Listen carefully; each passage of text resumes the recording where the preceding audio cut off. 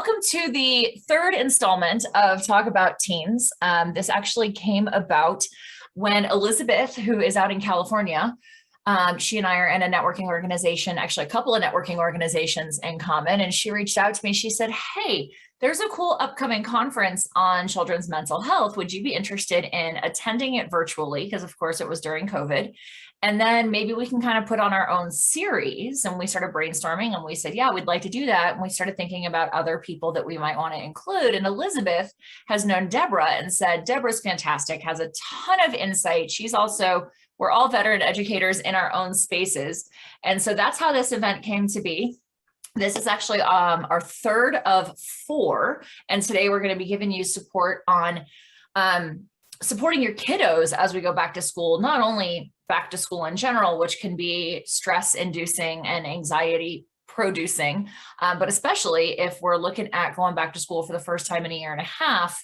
I know we've each got some feedback on that, but if you're also interested, our next event is going to support you in kind of going, all right, we're 1 quarter into the new school year. What do we do now? How do we make sure that our kids are on track? And so that's going to be on October 23rd, same times as today's event, depending on your time zone. And to register for that, if you haven't already, I did see that we had some folks go ahead and register for today's event and the October event. But if you haven't yet, you can just go right back to the same link at parenttweenconnection.com and click on the events or click on Talk About Teens. It'll get you there. So without further ado, our first presenter today is, I am convinced that she is a goddess among mortals because she has a vast experience in working with middle school children. And my estimation is that it seems like middle school is when the aliens take over the kids' bodies and you just kind of wonder what happened to my cute, adorable, cooperative, kind child. And Elisabeth taught them for decades. So she says, when you want to raise happy, healthy, and productive kids who are prepared for whatever life throws at them, Elisabeth is your go-to parenting coach and expert. She says, kids don't come with an operating manual. So if you think you're supposed to know how to parent or that it's just like magically built into your DNA, alas, that is not true. With more than 50,000 hours of working with kids and parents to support her in her work, and to support them, Elisabeth can guide them through any situation. And I can tell you, she has some, what seems like absolute miracle cures. She says, parenting is tough enough under normal circumstances, and it is a skill. It can be taught. And if it can be taught, that means it can be learned and it can be practiced. She's the author of Parenting as a Second Language, and she was a longtime teacher with the Redwood City School District in Northern California. Elisabeth brings more than 25 years of working with kids of all ages to working with parents now. And through her talks, workshops, and webinars, Elisabeth shines her warmth and wisdom with parents around the world. So without further ado, I'm going to toss it on over to Elisabeth. Well, thank you so very, very much for that warm welcome, Clarissa. I appreciate it. And I'm super excited about our Rocking Back to School, and I'm going to be covering Rocking Back to Middle School. And when Deborah and Clarissa and I sat down to talk about this, there were more topics I could have, the 4 topics assigned to me, we could have covered, I could have covered in 2 hours. Given the time that I have, I'm going to, I'm not going to deliver everything promised, but what I'm going to deliver, I'm going to deliver well so that you have something down. And the thing that I really wanted to cover was, what is it that teachers expect you to cover at home? What is it that we sit around in the teacher room and we say, this kid can't do this, I wish these parents would do that. And we don't really mean that from a judgmental or negative point of view. We're parents ourselves mostly, and we get how hard it is. And at the same time, our job is to teach. Our job is not to parent. And while there's a lot of nurturing involved in teaching, the core skills, what sort of brings up a child's maturity level, that really comes from home. So what is the first thing we expect? We expect that our kids are going to come to school with their basic needs met. That means they are arriving to school on time, that they have been fed, that they are dress code dressed. And we understand that a child may be dress code dressed when she walks out the door or he walks out the door and may arrive at school looking different. We get that. And at the same time, we at least expect you to be fighting the good fight at home about this is the school standard. This is what we want to see our kids do. Finally, we expect your child to be awake. And I realize again that not every child is awake in the morning. And I taught at a school where one year we decided we'd do A weeks and B weeks. And in the A weeks, we taught periods 1 through 7. And in the B weeks, we turned that around and we taught 7 through 1. And it was astounding the difference in a student you had. I had one student, first period and 7th period. I had him first period for English and 7th period for German. And when he came to German class, he got given a German name. So, in the morning he was Nick, and in the afternoons he was Wolf. And it was hysterical because Nick was like just completely unresponsive. And Wolf was this bouncy, great little kid. And then we'd get into a B week and Wolf would be like comatose. And all of a sudden I got to see who Nick was as an English student. So when I say we want basic needs met, I do recognize we are dealing with a middle schooler, and that means that there might be a lot of variation and a lot of pushback, but we expect you to do your good college try on getting that kid there on time, fed, dressed appropriately, and having had enough sleep the night before. That being said, we totally get when the kid has made you late and you have left the kid at home, and now the kid is 2 hours late to school because he had to walk to school because he didn't get ready in time to be in the car so that you could drop him at school so you would get to your meeting. And we are happy to work with you on, what can you set up at home in order to try to make sure that he gets there on time. But it's still your job to get him there on time, fed, dressed, and awake. Okay, the other thing that we are happy to help build on, but we expect you to teach at home, is basic respect and consideration. Please, thank you, right? This is the oil that greases the wheel in life. And when you are enforcing that at home all the time, then kids bring that to school. And we're dealing with, 100 to 150 kids during the day, and it makes an enormous difference. Excuse me, Mrs. Stitt, may I please? Thank you, Mrs. Stitt. These are the things that help my day feel better. And when my day feels better, I am more present and ready to teach your child. And I'm ready to share everything that's great that I have to share with them. And again, I teach middle school, so I understand if your child is snarling at me. And at the same time, you can tell the kids who have that basic practice at home of that courtesy of please, thank you, excuse me. Yes, they have their snarly days, and we can forgive them their snarly days, but basically they are well-mannered kids. For example, they don't interrupt. And yes, I have children who are just irrepressible talkers, and they have to process everything by talking, and they have to talk, and they're excited. And I love that. And I understand that they are in process, and it might take them a few more years to learn how to sit in a meeting and not be irrepressible. but they need to at least have this awareness that it is rude to interrupt and that we need to listen to others. So, if I have kids who are like that, who have gone, I'm sorry, or like, oh, okay, I know they're working on it. And I know that it's something that their parents are working with them at home. It's not that they just feel that it's completely okay for me to be talking all the time whenever there's a thought in my head and it's coming out of my mouth. Cleaning up.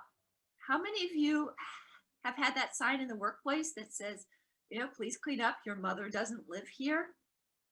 Well, unless you are coming down and cleaning the classroom, I don't know a school in the nation that has adequate custodial time and money spent. My classroom is constantly just disgustingly dirty, like just dusty and awful. And if you want to come down with your dust mop and you want to spray and wax and wipe in my classroom, that's great. Your child can be as sloppy as he or she wants to be. Until that day, however, I would like you to teach your child to clean up after him or herself. You get something out, you put it away.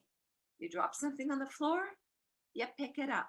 And this seems like no-brainer stuff. And it's like, and I know that for the parents who are here, I am probably preaching to the choir.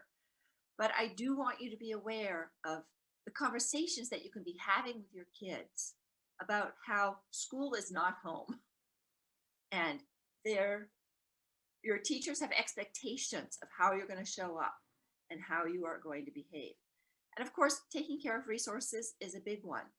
If you wouldn't write on your dining room table, don't write on my desks at school. If you wouldn't put your chewing gum underneath your dining room table, don't you dare put your chewing gum under your desk at school, right? If you want to do have a spit wad contest, great. Let's go have a spit wad contest at recess outside. Don't do spit wads on my ceiling. It's absolutely gross and disgusting, right? These are conversations worth having with your kids, that your teacher is there to teach. And she does not, she does not need to deal with all this stuff. Okay. The first two to me are just sort of like basic parenting. But this is one where often we don't teach our children to advocate for themselves, sort of for two reasons. One is because we fail to make the shift ourselves from elementary school to middle school. And we've been helping our little kids, and we've been supporting our little kids, and we've been going in and talking to our little kids' teachers. And it's really hard for us to know and to realize, like, okay, in order for my child to learn how to step forward and advocate for himself, I have to step way back. And how can you do that and not be fearful about it? Well, for one, you can talk to your child, have conversations about, the first thing when your kid comes in and they throw the backpack on the floor, they go, "Ugh, Mrs. Stitt is a witch. I hate her."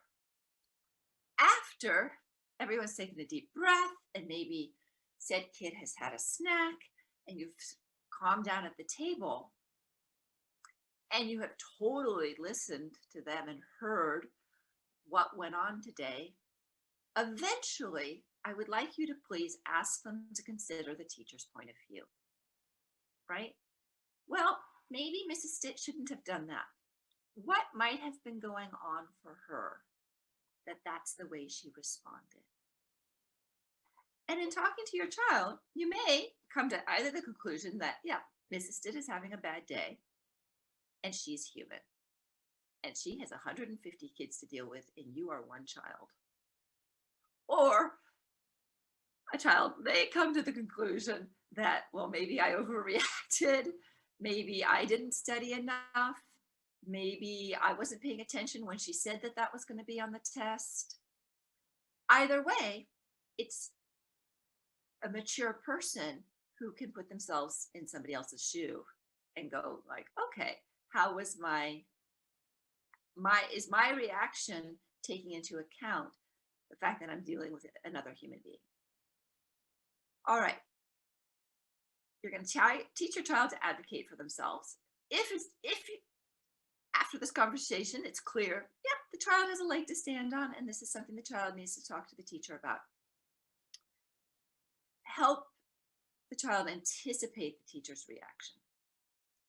And teachers get reputations, and you'll know different teachers. And I used to do this for my students all the time. They would come in and they would plop down by my desk at recess, or fall on my desk at recess and go, oh, Miss Wood hates me. And we would talk through the fact that Miss Wood does not hate you. Yes, Miss Wood has very high standards, and she can be intimidating. And, and then I would be able to kind of reassure them, chances are this is how she's going to react. And you are an adult. You can imagine the teacher situation. You have a much better chance of helping your child to anticipate how a teacher is going to react when approached politely and with the right words, right? And even if our child is in the right, there's still this power imbalance, which says that for most teachers, the child is still going to have to come with some level of humility, some level that says, I'm not sure about this, Mrs. Stitt. I could be wrong. And at the same time, I think you put this on the exam. And as I looked through my notes and I talked to some other people and had them look through their notes, and we don't see anywhere where you said that you were going to look at this on the exam. And this is something that I remember you talked about it in class, but you really only talked about it for like 5 minutes. And could we talk about that? Right? If a child came to me that way, I would be so ready and willing to go, oh, really? And sometimes teachers, I'm like, no, I know I talked about that. And sometimes, especially if a teacher teaches the same class multiple periods in a row, she knows she said it out loud. And she may not realize that she said it out loud first period, and she said it out loud second period, and maybe even third period, but by fourth period, maybe she forgot to say something out loud. And then maybe she does need to make an adjustment. And thank you, kid, for letting me do it. And the great thing when a kid does that and they do it politely and constructively is that now I get to go and make amends with my whole class, right? I get to come back to my fourth period class and say, you know what, kiddos? Johnny very nicely brought to my attention that I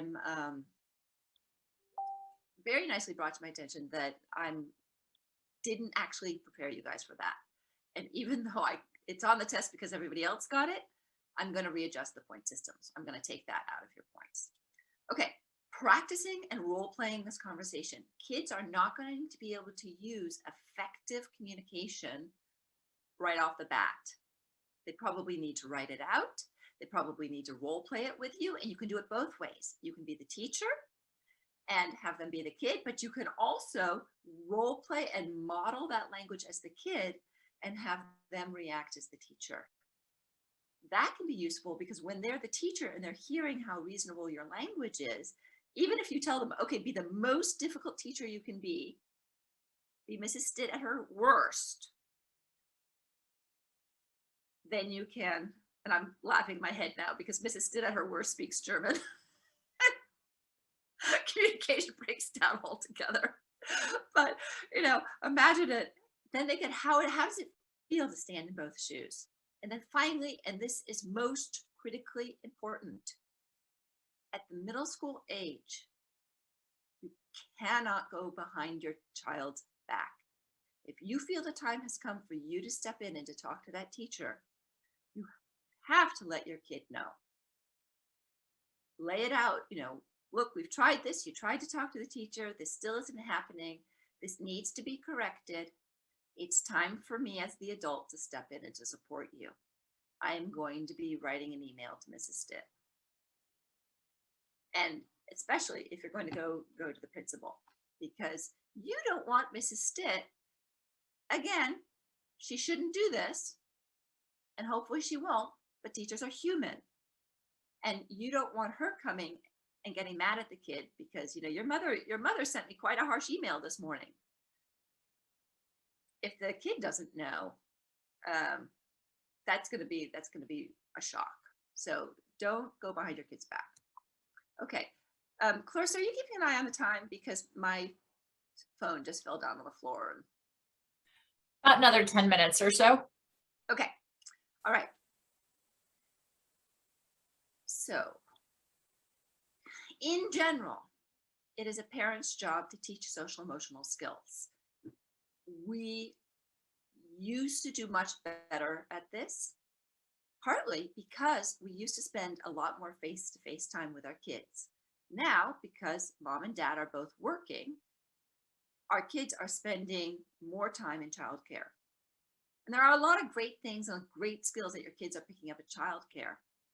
And at the same time, they're not getting as much one adult child attention, which means you're not doing those little in the moment course corrections that used to maybe happen when a child was 2, 3, 4, 5, 6, 7, kind of coming in. So we used to be more present, both emotionally, because we weren't on our screen so much and we weren't trying to pretend to work. We weren't parenting in the middle of COVID. We weren't pretending to do a job and to also monitor our kids at the same time. So we were more responsive to our kids, and we were modeling and correcting along the way. One of the things that neuroscience has helped us to understand about emotional regulation, which is pretty cool, research in the last 10, 20 years, is that when we are calm and we can bring things down, we can help our child calm down. And calming down is a skill. And we can teach our child how to calm down. And if you have a 7th or 8th grader, 6th, 7th, 8th grader who is still, yes, okay, and let's put brackets around this, because one of the workshops I teach is, where did my sweet baby go? And I teach that workshop because we'll have a kid who was doing great. You were looking at your 10-year-old and 5th grader going like, I've got the best kid. She's responsible. She turns her work in. She's sweet. We have this great relationship. We have fun together. And then 2 years later, you have this moody, snarling beast, and you're thinking, where did my sweet baby go? So yes, we have to expect the emotional roller coaster. And at the same time, kids who have skills in the area of emotional regulation are able to bring themselves down faster from, a flare of rage or upset, and are able to lift themselves up more easily out of a funk because they have the skills. And the skills are the same skills that we use, right? We take a deep breath, we count to 10, we walk away for a moment and we come back.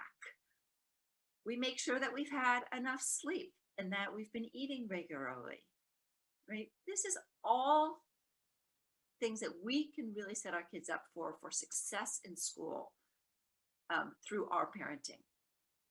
Consideration for others, that came up a little bit in, consideration for your teacher, consideration for the resources. But again, kids whose parents have modeled, and if you have multiple kids at home, we know siblings fight with each other. We know siblings go at each other. But there's so much that we can do as parents to help each child feel heard and understood, and to give them the language, help model and teach and practice the language so that they can express their emotions and their feelings, and help them move towards finding win-win solutions with each other. I can tell in a heartbeat which kids have that skill at home, because they are the kids who come into my classroom and who, when there's a conflict or a problem, are able, they have the language to talk the other kid down, to work with the other child and find another solution. All right, in general, caring, compassion, tolerance, patience. Kids who come to class with these skills come ready to focus on their academics and ready to learn and to move forward. When teachers have a whole classroom of those kids, the amount of academic progress that we can make is phenomenal. Like there's no stopping those kids because they are emotionally regulated. They have the social emotional skills to do teamwork, to borrow a pencil, to lend a pencil, to ask for help when they need it, to apologize if they said something which was, a little snarky or mean. And all of that means that we can get to learning and the academics. Okay, alongside our social emotional skills are executive functioning skills. And of course, academics demand very high levels of executive functioning. It's not the only place to learn executive functioning skills, however, right? When we ask our child to be organized with their own things at home, like I come through the door, there's a place where my jacket goes, where my backpack goes. I know what to do with my lunchbox and how to process it. I have a folder for my homework. I'm coming out. And probably it means that you have a system or an organization in your home for where do I find, where is there more toilet paper? Or where, you don't have just a junk drawer of kitchen utensils. There's some order, like kids can know, like, oh, like this is how you can tell if you're organized. If a child says, where's the this? You don't have to walk over and show them. You can describe to them where it is. Those skills translate. When you have those skills in your home, you can do it. They can do it with their academics. They can organize their notes. They can organize their assignments, and they can do it. All right, task initiation. This is so enormous. And if you've had the child who's waited until the last moment to start homework or to do something, you know how important this is. How can we train this at home? Well, one of my favorite ways is rather than telling our kids and nagging them of what to do, when we walk into a situation, we say, what needs to happen here? Right? Like the kitchen is a complete disaster. They made cookies and now the kitchen is a complete disaster. And rather than coming in and nagging and getting on their cases, I walk into the kitchen and I say, what needs to happen here? And I wait. Because when I don't jump in to start nagging or to problem solving, most kids are smart enough to look around and go like, don't worry, Mom, we are going to clean up. In which case I might say, that's great. I need to cook dinner. So by when do you need to have it happen? This might also happen by, again, when we train our kids to, if you see something like, we are a family, we work together. I did the shopping, the groceries came in, and then I had to take a call. When you walk through the kitchen and the groceries are sitting on the counter, what needs to happen? And again, this is part of our awareness that our kids at 11, 12, 13, they are intellectually and physically capable of doing any household chore we give them. Now, some we might need to still supervise, right? When they're cleaning out the gutters, we might still supervise. But basically, they are capable of doing it. So we want to train them to look around and to do what needs doing without being told. And this business is taking initiative. When I ask adults, if you had an intern, what would be the number one skill that you would want them to have? And what I hear, I live in Silicon Valley, and what I hear from people working in big companies in Silicon Valley who often have interns, it's like, these kids are amazingly skilled and amazingly smart when you tell them exactly and precisely what to do. but they have almost no ability to look around and see that something needs to be done and to say like, oh, well, while you were on your call, I saw that needed to be done, and so I did it. Even if they do something wrong, bosses would rather see them take initiative and get started with something. So that one is enormous. Put a star by that one. All right, impulse control is really part of the emotional regulation, but again, it says I'm going to think before I act. Mental flexibility is a skill we need for learning, because we need to be able to problem solve. We need to be able to look at things from a different direction, right? If I've got a difficult math problem and I go down this path and I keep hitting the same stopping point, I need to have the mental flexibility to step around and go, what's a different way that I could approach this problem? Well, that's a great question for when your child's like, Mom, I can't do this, but this is that. Come rescue me. Sweetheart, what's a different way you could solve that problem? Oh, well, I guess I could do this. Great. Go try that. Right? So giving them the space rather than stepping in and taking over or saying, look, this is the way to do it. One of the ways that we help increase their mental flexibility is to go around like, Mom, the sink is overflowing. Well, what could be a solution to that? How could you do that? What needs to happen now? Right?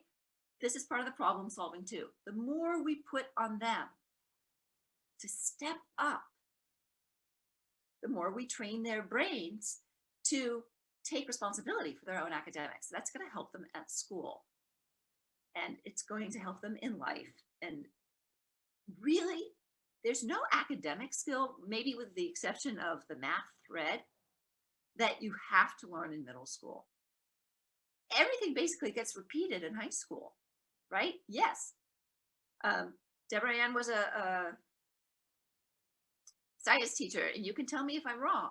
Yes, I'm going to learn how to, write my hypothesis and to lay out my lab report in 7th or 8th grade. But my 9th grade biology teacher is going to teach it to me again. So really, in 7th and 8th grade, it's these things. It's task initiation. It's organization. It's impulse control. Impulse control, by the way, includes reading through the directions to the bottom before you get started, right? Problem solving, mental flexibility. We can teach these skills at home. So if we never actually helped our kids with their homework, but we had this list of skills and the social emotional skills as our curriculum at home, we would be doing our kids an enormous service in preparing them to show up and milk everything they can from their teachers at school. Okay, really quickly. I'm just going to walk through this and say these things. How to talk so your child's teacher will listen, and so that your child's teacher will talk. And in middle school, this really means how to talk so that your child's teacher will listen to your child and talk to your child in a constructive way. All right, first of all, please remind your kids, we're all on the same page here, sweetheart. Mrs. Stitt and I, we all want what is best for you, right? We may have different views about how to go about it, but we want the same way. Teachers are people too. Yeah, we are not automatons. We do not come to class and perform and come across the same way every day. I would suggest that probably teachers have a great deal more patience than your average population, but we have up days and down days. And hopefully as teachers, we're giving our kids grace, and we want our kids to give us grace as well. All right, data is your friend. When you do actually come to a teacher, it's really useful to have data. So like one of the things that I don't think teachers do a very good job at is they don't do a very good job in calculating how long homework is going to take kids. And so you can provide data for that by having your kid. Now at my school, 7th graders were supposed to work 25 minutes per academic subject. And so I would tell at back to school night, I would say, have your kid put a timer on and have them put a line across at 25 minutes when the timer goes off, put a line across wherever they are in their work. And if you want to sign that and have the kid turn that in, I will give them full credit for whatever they got right, because I need calibration. I need to know how long it's taking stuff. And it helps me to see, not only does it help me to see where I haven't taught a concept well enough, or where I've expected too much or too little, right? If not a single paper comes back with a line, then I know that, like, oh, this was super easy. You guys got off easy last night. I could up the ante a little here. But when I get a lot of lines back, I can go like, okay, this was too much. I gave you too big of a chunk, and then I can recalibrate. So when you can come to a teacher and say, or the other way you could do this is to just record, how long did it take to do English every night? How long did it take to do math every night? And then it also is great because then you can have a conversation with your kid about, math just takes you longer. And that does mean that I know the rule is to stop after 25 minutes for math, but you took 15 minutes on English and 15 minutes on social studies. So you have some time to give to math, and that's your weak point. So we're going to give it. And then finally, practice effective communication. We want to model it for our kids. We want to be polite. We want to be constructive. We want to be clear. We want to be mature adults. And I'm sorry when you run into that teacher who does not give you that same maturity and respect in return. Still, I want you to model it for your kids. Okay, finally, if the relationship breaks down, before you go to the principal, give the teacher the respect. This is just like not going behind your kid's back. Don't go behind the teacher's back. Let the teacher know. Right? We've been doing this back and forth, and let the teacher know. It appears that we are having a hard time reaching a solution on our own for this. Is it time to reach out to the principal for support? And if the teacher says no, and you say, all right, well, what can we do to change this? And you still can't change something, then just let the parent know, the teacher know. Mrs. Stitt, I'm writing to you today to let you know that I'm going to be having a meeting with Mrs. Davis about the situation we've been working on. Respectfully. Okay, because that keeps you in the right, and that keeps you in a constructive place. Okay, I must be out of time. Am I, Clarissa? Okay. Yes, so, my friend. Yep, I'm going to read it. Train your child to communicate. Don't email your teacher behind your back. This is an excellent, fantastic time for your child to fail. And I could have talked 20 minutes about the benefits of letting your kid fail. So just take my word for it. And then if the child misbehaves, then help them make amends. Help teach them how to repair the relationship. All right, thank you very much. And this, right. I love this. Okay, major failure here. This blog is not yet posted, but I promise I will post this blog by the end of the day. And if you want to read my views on how to motivate your student, which is another issue which comes up a lot in middle school, it will be there for you. Awesome. All right, so we're going to go ahead. We're going to take about a 5-minute restroom break, caffeination break, hydration break, whatever we need break. And then we're going to come back. Does anybody have any questions though? Oh, good point. Anybody have any questions for Elisabeth? I think I had a couple. One was like, I mean, I know these things, and I'm pretty much coming to this course with this in mind for my son's school. I'm on the PTSA, and I'm supposed to put together a session to welcome the new parents, and I needed ideas to help them. But it's like, I see this every year. This is my second time going through with the middle school, because I have an older son and I have a younger son. And I feel like parents don't know that they're supposed to do these things. So how do you get through to the parent? Like, how do you explain this to them without them getting upset? Well, I mean, Cindy, the first thought that pops into my mind is if you want me to come talk to your PTA, I would be more than happy to, and I promise I can do it faster. You guys, I really apologize. Normally I have my timer right up and it fell. So then I went on and on and on. But I would be, if you want me to consolidate this to like 10 minutes or 20 minutes at a PTA meeting, I would be happy to do it. If you would like to use my slides, Cindy, and go through it yourself, you're more than welcome. I'm happy to send you my slides. Just email me. I mean, it seems like no-brainer information. It does, but I feel like parents come in and go, I feel like they're like overprotecting their child. They're saying, there's nothing wrong with my kid. My kid is the best. And, how can you possibly say that my child did all this wrong? This is not my child. My child is an angel. And it's like, we're trying to like reconstruct things because, you see it. Bullies happen, and the push and the shove in the classroom. And we're just trying to make a peaceful, because I'm like, here we are, we're talking about going back to school after a year of being off. And we're like, we anticipate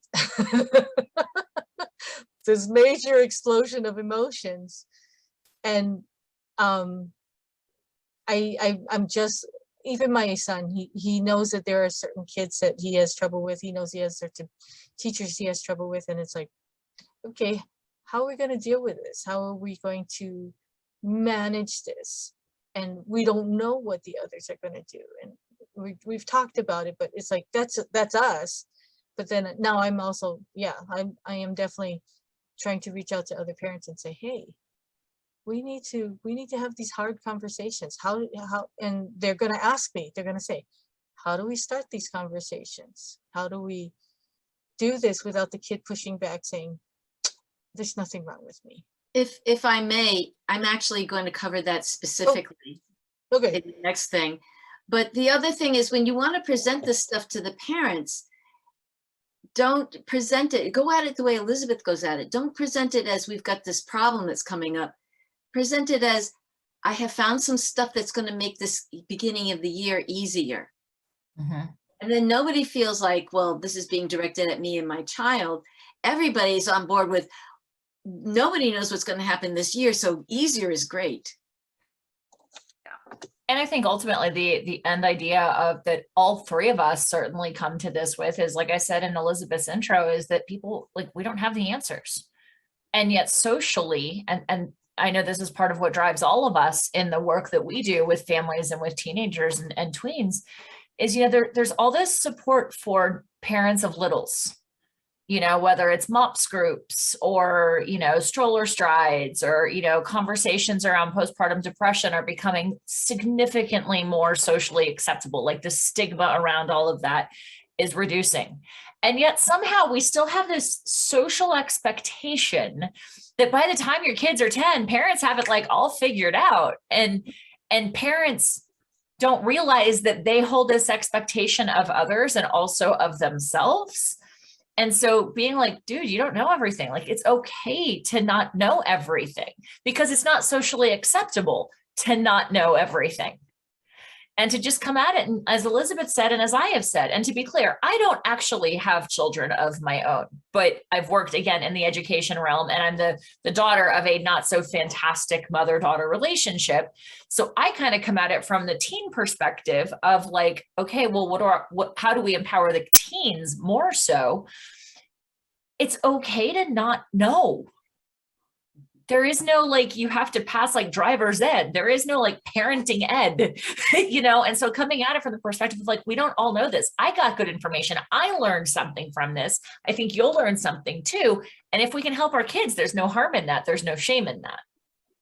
So just really maintaining that non-judgment. So Also, if you guys can find the links to the previous sessions, there's a lot of information about what if your child is different than their teacher, and if there's conflicts there. So the other 2 episodes that we did with this have a lot of information in them that are covering some of your questions.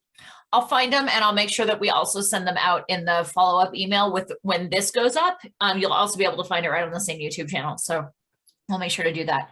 All right, let's do this so that we can honor time. Let's take a quick break. I have 9:50 Mountain Time, 11:50 Eastern. So we'll take a 5-minute break, and Deborah will be on talking about supporting folks in the transition to early high school. And I would say, even if your kids are younger, stay tuned, because a lot of this overlaps. Yes. And I believe it's always a good idea to look at what's coming down the road, because if it's developmentally appropriate for your kiddo, like we recognize not every kid develops at the same time. Some of the things that Deborah may have to offer or that I may have to offer can completely be applicable to younger kiddos. And a lot of what Elisabeth, for example, had to offer is going to apply to some of our college-bound kids. So stay tuned. We'll be back in about 5 minutes. Awesome. Rock and roll. Rock and roll. And it's my great pleasure to be able to introduce to you Deborah Ann Davis.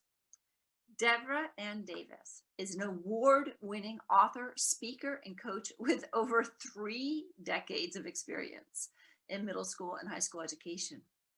As a teacher, Deborah has helped countless families replace the pain that is typical of these tween-teen years by fostering positive and healthy relationships, despite all of their adolescent angst. She's the founder of the Awesome Mom Tribe, and she's a mother herself. She now applies her experiences in education to coaching parenting skills.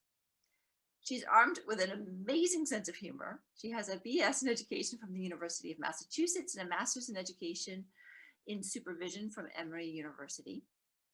She provides guidance and encouragement for moms to help them foster positive, healthy relationships within their families. And in fact, she has a book called How to Keep Your Daughter from Slamming the Doors. And even if it's a son that you have, I highly recommend this book. It is part story, part manual, 100% wit and wisdom. And each chapter is full of little useful sidebars and concrete information, exercises to help you increase your skill and your relationship with your teen. Deborah's previous titles include How to Get Your Happy On and, go figure, The Love of Fairs series. Please welcome our expert, Deborah Ann Davis. Thank you. That was lovely. Okay. So Elisabeth just did a wonderful job talking about being a parent of a middle schooler and how you can tackle the back to school situation that everybody's going to be facing. And of course, it may be changing. And I'm going to talk about underclassmen. And where I live, underclassmen are 9th and 10th graders. Although when I was teaching in Atlanta, underclassmen were 8th through 10th graders. So I am the author of How to Get Your Happy On and How to Keep Your Daughter from Slamming the Door. If you want more information, my email's at the bottom and my website's at the bottom of the screen. So today we're going to talk about getting back to school for people. It's like the freshmen who are doing the transition to high school and sophomores who are starting their second year in high school. We're going to talk about perspective, the conversations that need to be held, and we're going to look back on last year and take a look at what's coming for next year. And then we're going to talk about how to organize your family. And I am going to talk really fast because I am trying to cram a lot into a short period of time. So in one of the other episodes that we did of this, I went through what I'm about to discuss in a lot of detail, but I'm just going to run through it real quickly to give you an orientation. The book, The Inner Game of Tennis, is basically a philosophy book. So if you could picture a tennis match, you have player A, player B, and you have the ref. So player A hits the ball and it flies out of bounds. And player A looks at it and goes, "It's out. Oh, you idiot. How can you be such an idiot? That was such an easy shot." And they throw the racket down and they leave the court, vowing to never play tennis again. Meanwhile, player B is on the other side going, "It's out. I rock. I'm so good. I'm a great tennis player," even though all they did was watch it sail over their head. The ref on the side sees what happens, watches the player A hit the ball and says, "It's out." Just being analytical and observational and viewing it from the outside. So why am I talking about this? Because in every conflict that you have with your kids, or the kids with their teachers, or you with the teachers, you can either be the player A, the player B, or you can be the ref. I'm recommending that you try to be the ref, especially in emotional situations. So when something goes wrong, if you can say, "Well, what happened?" Or do it through Elisabeth's approach, like, "What should be happening next here?" And you just look at what's going on without passing judgment, without being critical, and say, "How could we have done this a better way going forward?" Then you'll be modeling an excellent perspective for your child, and you will be able to handle things that are wrought with emotion already and be able to deal with them in a more calm, more genuine way. So that brings me to report cards, because what tool comes from the school that creates more emotion than report cards? People misuse report cards. People don't see them as a snapshot of your child's progress. Instead, they think a good report card means I have a good kid and I'm a good parent, and a bad report card means I'm a bad parent and my child's not good, and all these negative things. But in reality, report cards are tools. They just tell you where they are at that moment. I mean, this is the perspective I want you to adjust, because think about your kids when at some point they're going to get overwhelmed with academics. I don't care if they're a strong student or if they're a struggling student. At some point, they're going to have some difficulty. And this is where you want to use the word "yet." You say to your child, "It's okay. You haven't mastered it yet. That's all right. We will work on this. I got your back. We're going to figure this out going forward." I mean, nobody says to the toddler, "You get a C- because you have to hold on to the couch when you're walking around the living room." Nobody says to the little kid, "You get a D+ because you're still using training wheels on your bike." And why is that? It's because we are understanding that these are a process. This is a continuum that they're on, and we are confident that they are going to master this. So we know they haven't mastered it yet, but it is coming. And we need to be that way in terms of academics. So how is education different? Education has these arbitrary deadlines: the quarterly ending with the report card, the June ending of the school year. So we're saying you have to master it within this amount of time. So they didn't master it during that amount of time. That doesn't mean they're not going to master it, especially after the screwy year we just all had. They may not have mastered everything that was expected this year. So you've got a couple of weeks before school starts, so you can help them with that. And I'm not saying march into the room and say, "Okay, summer's over. We need to start getting you ready for school." I've got ways for you to approach it. That's what today's discussion's about. So this is about holding the difficult conversations. What you want to do is decide about what your topic is going to be, and then you set the stage for the conversation. My favorite stage with my daughter was the front stoop with a bottle of nail polish. We would sit shoulder to shoulder, bent over our knees, painting our toenails, and we would talk about the things that are difficult for kids to talk about.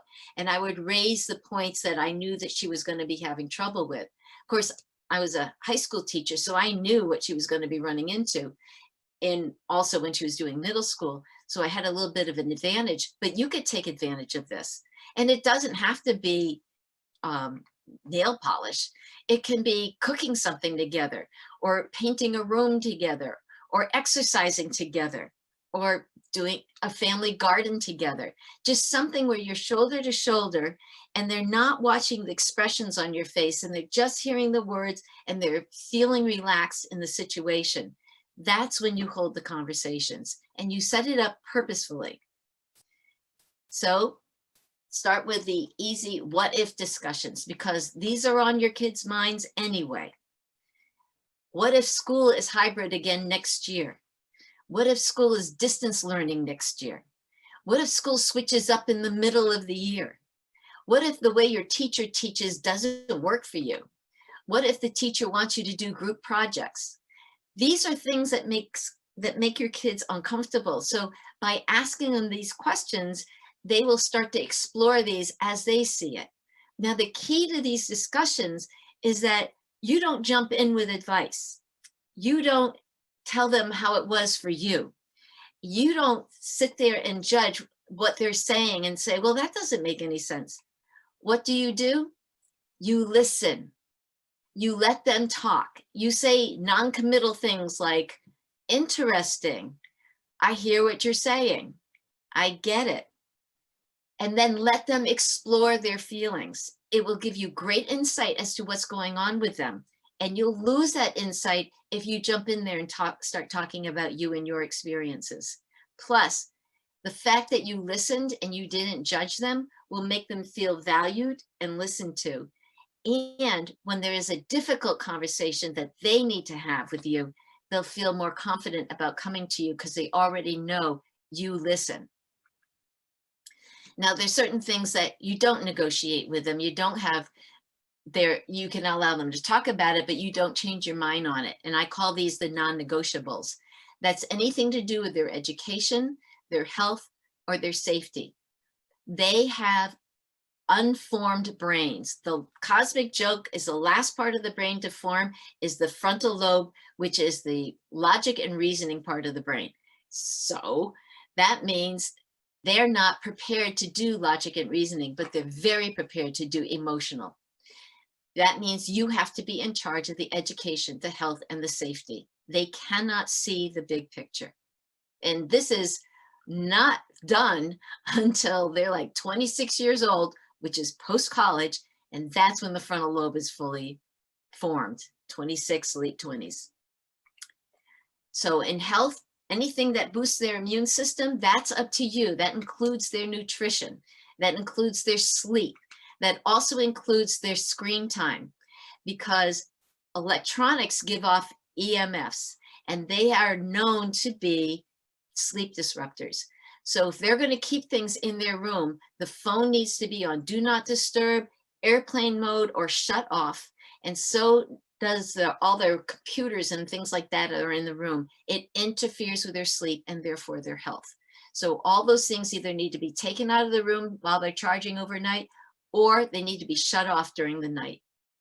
In their education, you can talk to them about the amount of time they're putting in on their homework and help them with their study schedules in terms of letting them have some input, but you are the one who decides whether or not they're successfully achieving their goals based on the time that's being allotted.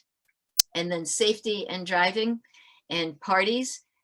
If you have sophomores, then driving is going to be on the table this year. So you need to be thinking about this ahead of time about how you're going to handle those talks. In terms of parties, I'm a strict no parties person because this is the way I look at it. You're going to say to your kid, all right, you can go to this party, but even though there'll be alcohol there, you can't drink. And even though there'll be pot there, you can't smoke or get high. And even though there'll be somebody there you have a crush on, you can't hook up. And go and have a good time being the only straight person in the whole place. Now, what sense does that make? Go in there in the midst of all those unformed logic and reasoning centers and make good decisions. Have a good time. So that's why I don't approve of parties. But That doesn't mean they don't interact with the opposite sex. All you have to do is set up a situation where they can do that safely. Bowling, trips to carnivals or fairs, roller skating, anything that allows them to be with people and interact with people, and you don't have these other worries. Now, maybe you've got a strained relationship and you want to start these conversations, but when you approach your child, you get some snarling. So I recommend using the side door. I call this the casual side door method. First thing you do is you pick something to talk about, something having nothing to do with any kind of rule or discipline or anything like that. Something from your memories or a book or a magazine. And once you pick the thing that you want to share with them, then you approach your child and you say, I have something I want to share with you. And I want to know if you got 10 minutes now, or would it be better to do it after dinner? So you give them 2 time choices. You don't say, can I talk to you about this? Because that's a yes or no question. Don't do that. Give them 2 time choices that you are good with, and then let them pick one. But be prepared in case they say now. So you share the thing that you found, the oddity or the interesting thing, and then you use their reaction for the direction of the question that you're going to ask them. And then you ask a casual question. So how do you think your best friend would react to this thing? How do you think the character in a movie like Thor or the Black Widow, how do you think they would react in this situation? What do you think the kids in your grade would feel about this? And then you listen. You listen, you say, huh, and then you leave. You go back to what you were doing. You make the whole thing casual and quick. You come into their life, you have a nice, positive, short interaction with them, and you leave. And they're bobbing around in the wake of your positive interaction. And the more times you do this, the more relaxed they'll be when you approach them. So when it's time for you to set the stage to have one of those talks with them outside, or wherever you're going to do the nail polish or the cooking inside, then they're more receptive because they have more trust in you and your process. So here's a topic you can try if you don't want to spend the time right now creating an idea for yourself. Recognizing facial expressions. So they did a study a couple of decades ago where they showed people different facial expressions and had them name them. So I'm going to show you the picture that they actually used, and I'm going to give you a couple of seconds to identify the emotions yourself. So here it is.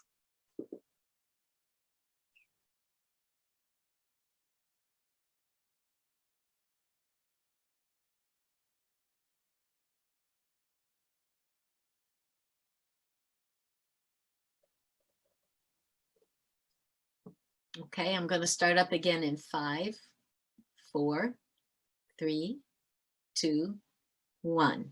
Here are the answers. Just throw in the chat there whether or not you got them right. Because it turns out that most adults get these things right. Most adults recognize facial expressions. Of course, if I put a mask on any one of these, then you wouldn't know what's going on, but we're not going to go there right now.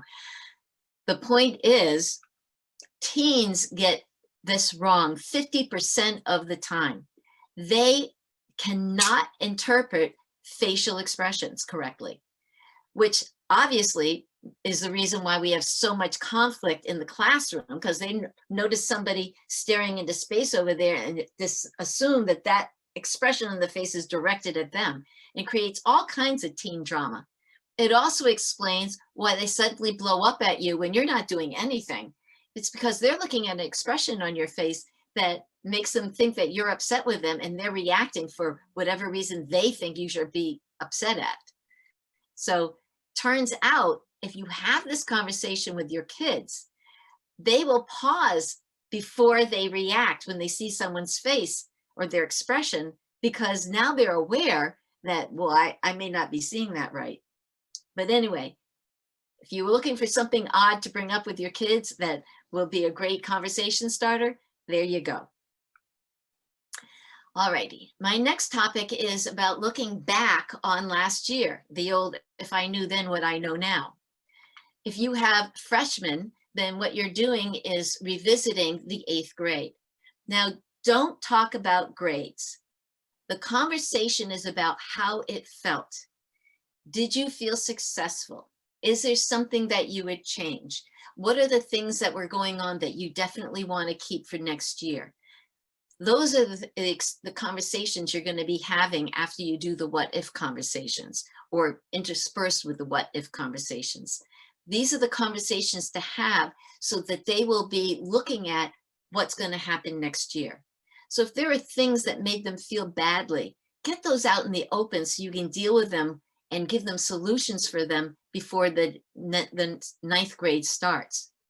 And report cards. The question isn't about the grades. The conversation isn't about the grades. The conversation is about, how did you feel about the report card? What would you like to change? What do you want to keep? How do you want to improve things? And how do you want to feel at the end of next year? And then there's the question about standardized testing. Personally, I'm not a fan of standardized testing because it doesn't actually measure anything, but it is a reality in our educational system.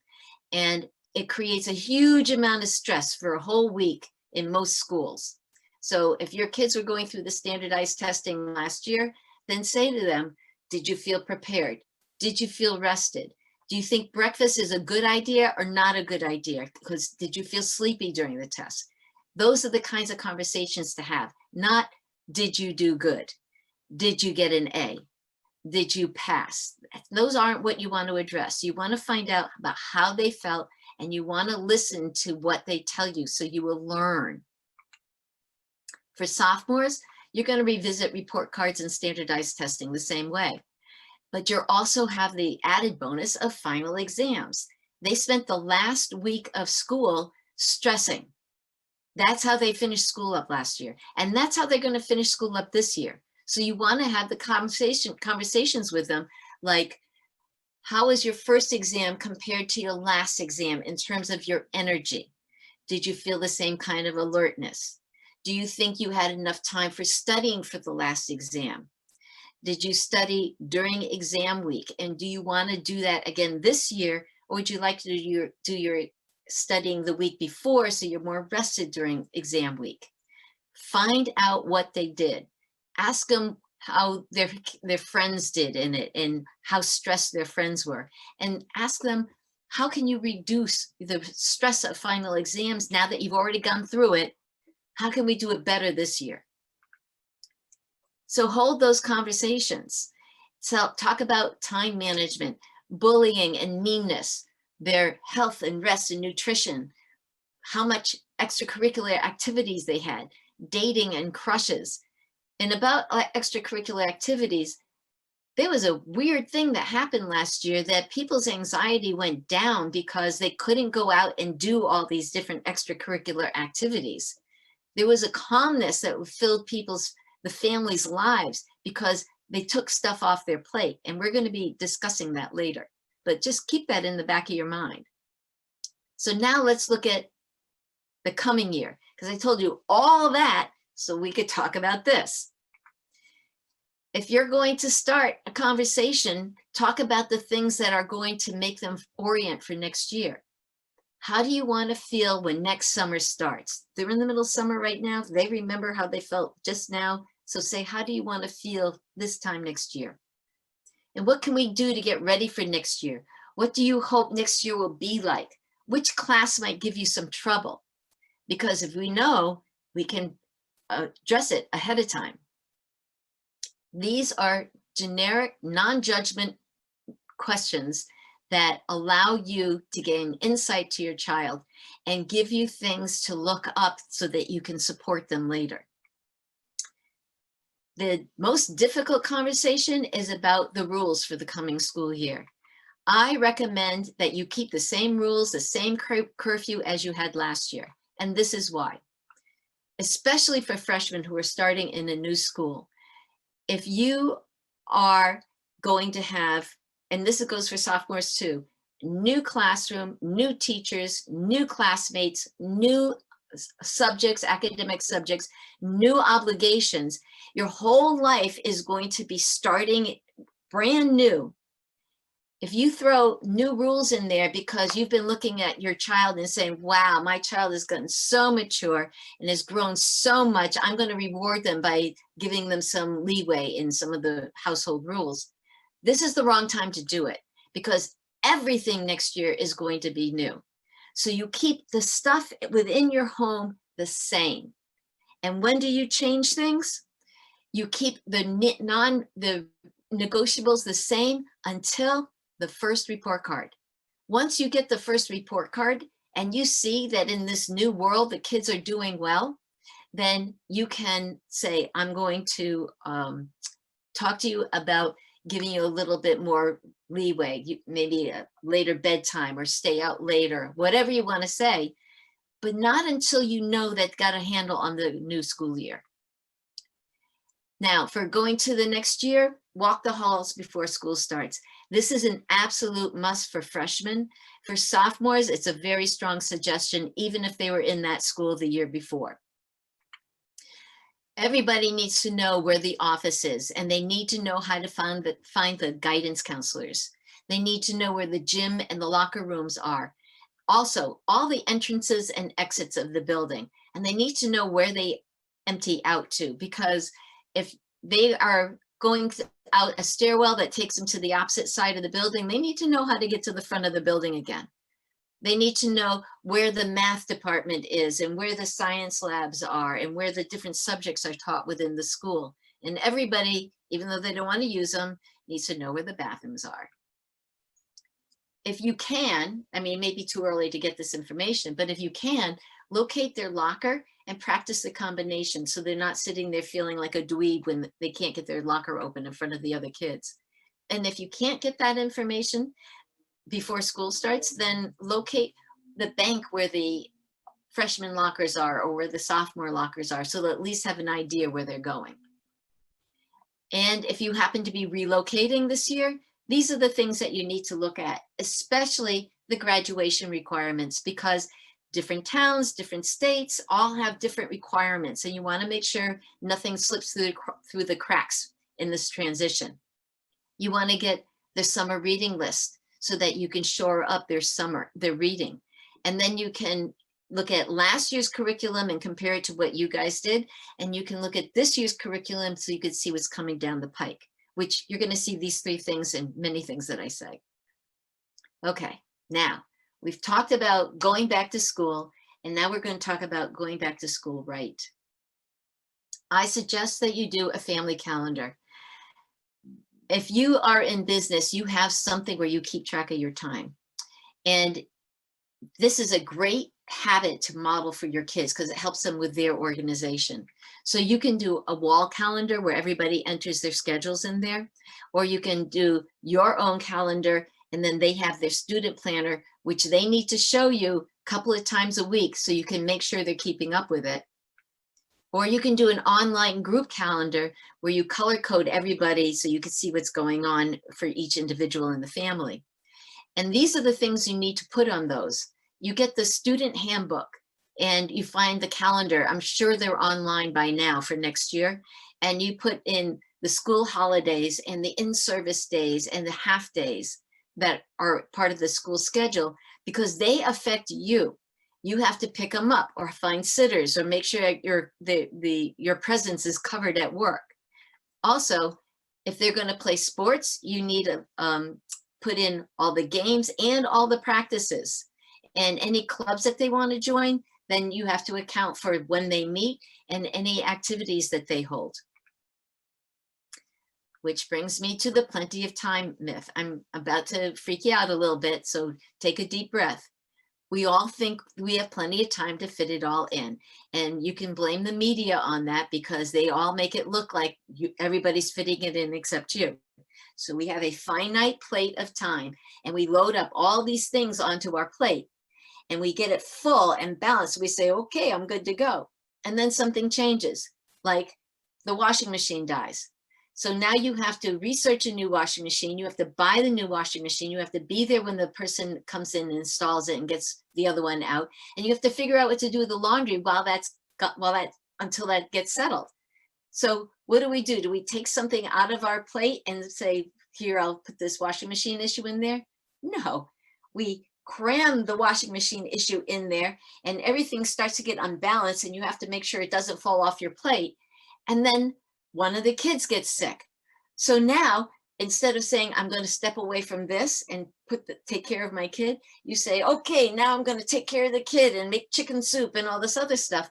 And we create this concept that we're modeling for our kids, that you just keep adding on more. And this weird thing that happened with 2020 was people were forced to take stuff off of their plate. And they now had plenty of time for everything because they had less things there. So when you're planning this year for your child and for yourself, do you really want to cram your plate full again? I mean, let's look at your school stuff. I recommend everybody do 2-week check-ins. And this is in keeping with some stuff that Elisabeth was referring to before. If you're telling your kids that you're doing 2-week check-ins with their teachers, then you don't have to worry about them thinking like you're going behind their back.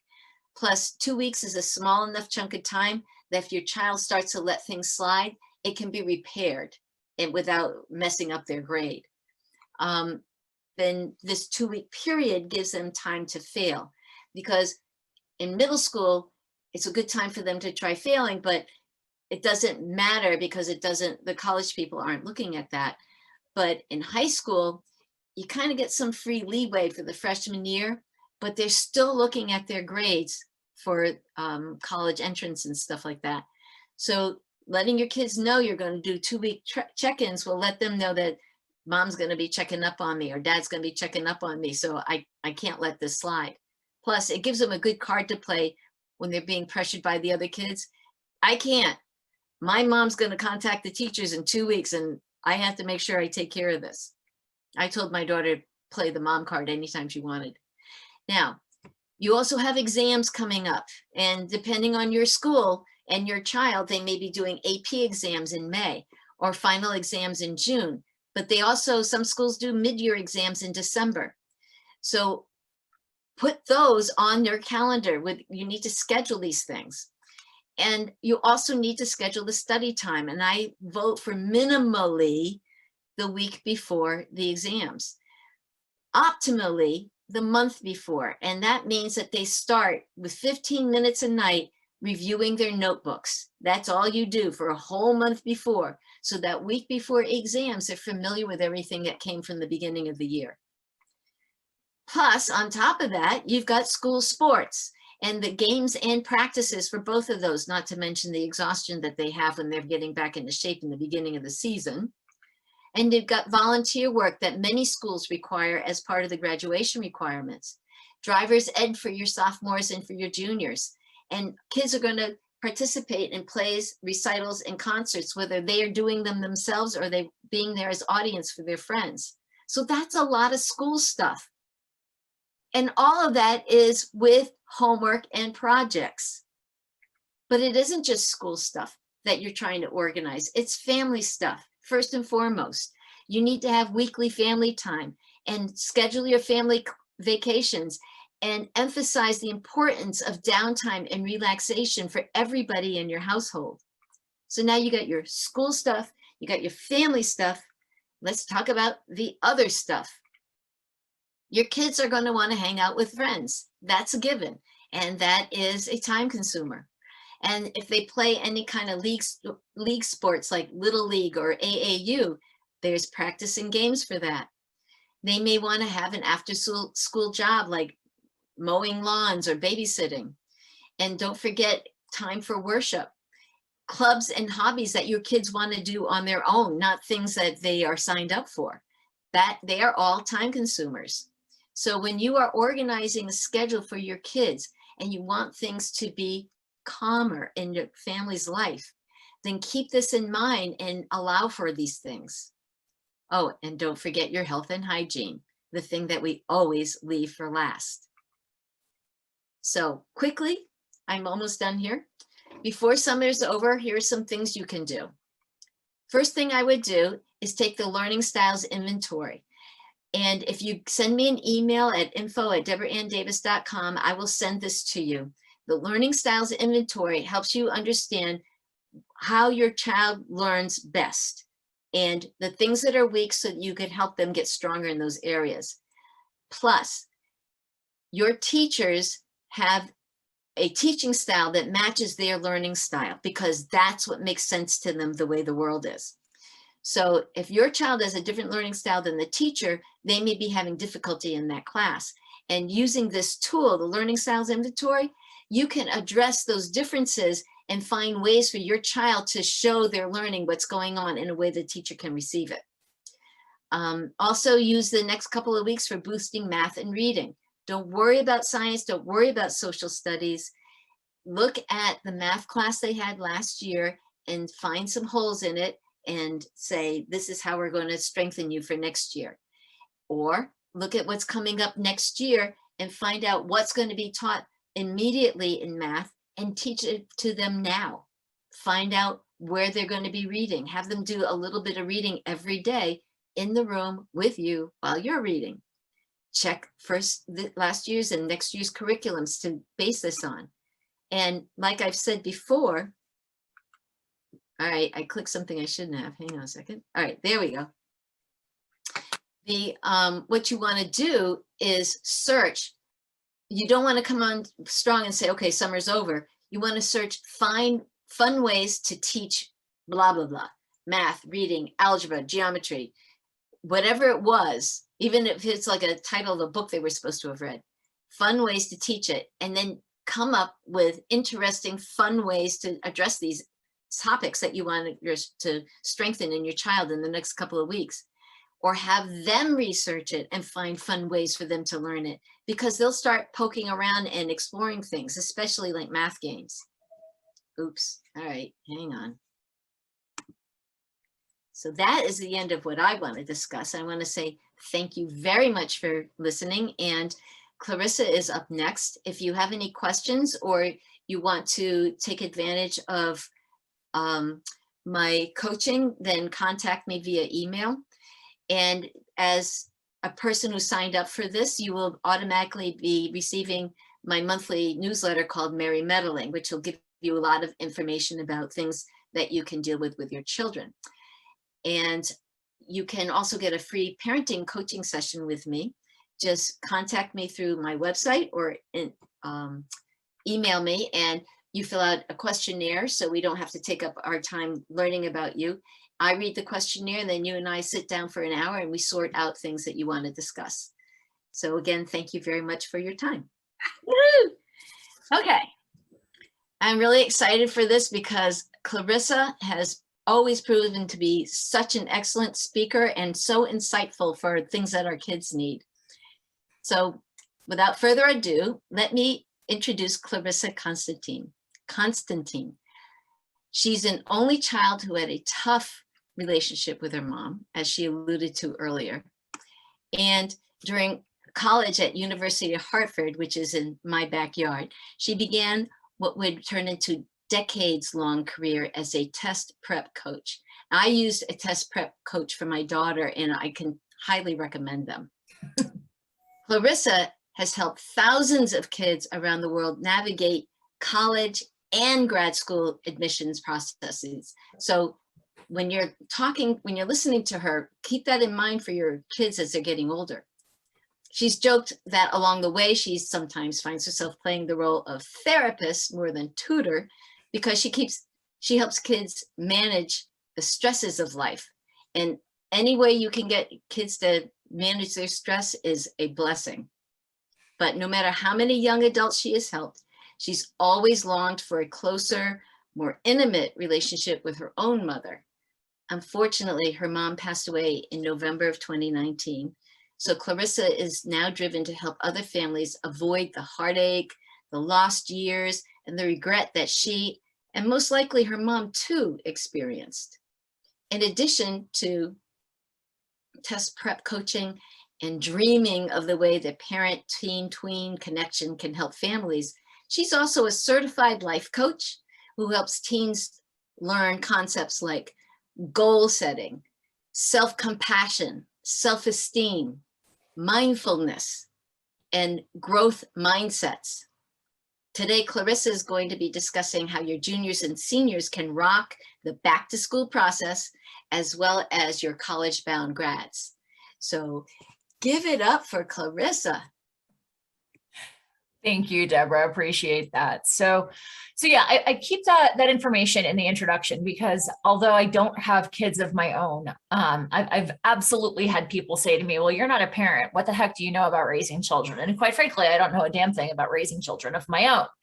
What I can tell you is that in my experience, not only as the teenager, but also now as a member of the village, as it were, in supporting families with teenagers, I have an interesting perspective because I have a certain remove. I don't have that intimate airport full of baggage that some people refer to in their own relationships with their own kids. And sometimes I can come at it from a perspective of like Elisabeth was saying earlier, well, let's think about it a different way. And let's not just automatically jump to the conclusions based on the behaviors that we've established, because it takes two to tango.